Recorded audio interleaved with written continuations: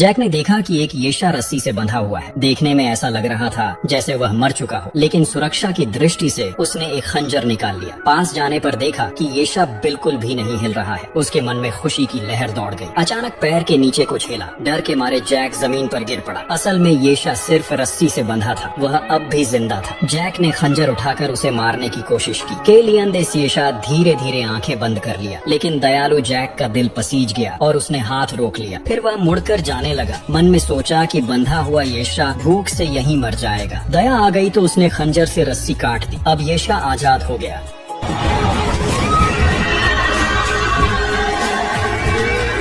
वह गरज कर उड़ गया, लेकिन उड़ते वक्त डगमगाता रहा जैसे किसी चोट से गुजरा हो। जैक जंगल से गुजरा और जमीन पर काले शल्क देखे। ये तो येशा के शरीर से गिरे हुए थे। दरअसल वह एक पहाड़ी गड्ढे में फंसा हुआ था और निकल नहीं पा रहा था। कई बार कोशिश की लेकिन उड़ नहीं सका। जैक ने कलम से येशा का पूरा आकार बनाया और पाया कि उसकी बाईं पूंछ की पंखी गायब है। यही कारण था कि वह ठीक से उड़ नहीं पा रहा था। वह बार बार कोशिश करता, लेकिन आखिरकार जमीन पर ढह जाता। अचानक पानी से मछलियां कूदने लगी। वह पानी में कूदकर मछली पकड़ने लगा, लेकिन मछली नहीं मिली। उल्टा पानी पीकर खांसने लगा। जैक समझ गया कि वह भूखा है। उसने ढाल लेकर एक मछली पकड़ी और उसे ढूंढने लगा, मगर येशा कहीं दिखा नहीं। असल में वह चुपचाप जैक के पीछे छिपा हुआ था। फिर छलांग लगाकर सामने आ गया। जैक ने कहा कि वह खाने के लिए लाया है, लेकिन येशा अब भी संकोच कर रहा था। जैक ने ढाल और चाकू नीचे रख दिए।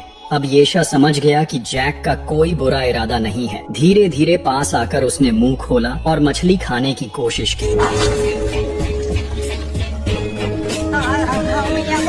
उसने इशारा किया कि जैक पहले खाए। अगले ही पल उसने मछली का सिर निकालकर बाहर फेंक दिया और चुपचाप जैक को देखा। जैक ने सोचा चलो खा लेते हैं, लेकिन एक कौर लिया तो स्वाद अच्छा नहीं लगा। उसने कहा कि मैं खा चुका हूँ। येशा ने जिद की कि निगल लो। मजबूरी में जैक ने मछली पेट में डाल दी। तब जाकर येशा ने मुस्कान दिखाई, मगर इंसान जैसी नहीं। जैक उठकर उसका सिर सहलाने की कोशिश करने लगा, मगर येशा तुरंत भाग गया। शायद उसे इंसानों पर भरोसा नहीं हुआ। फिर एक जगह जाकर आग उगली और वहीं लेट गया। जैक अब भी उसका सिर सहलाना चाहता था, मगर येशा परेशान हो गया। ताकि जैक तंग न करे, उसने अजीब तरह से सोने का तरीका अपनाया। जब वह जागा तो देखा कि जैक चित्र बना रहा है। उसे जिज्ञासा हुई और वह जैक के पीछे आ गया। उसने देखा जमीन पर उसका चित्र बना है। बिना कुछ कहे उसने भी एक टहनी उठाई और जमीन पर खींचने लगा। काफी देर तक खींचता रहा, मगर क्या बना समझ नहीं आया। जैक ऊपर से देखने गया, तभी येशा नाराज हो गया। जैक ने कदम बढ़ाया और चेहरा बदल गया। फिर उसने घूमते हुए कदम बढ़ाए और सीधा येशा के सामने जाकर हाथ बढ़ाया। इस बार उसने मना नहीं किया, बल्कि अपनी नाक से जैक के हाथ को छुआ। इस तरह येशा को उसका पहला इंसानी दोस्त मिल गया।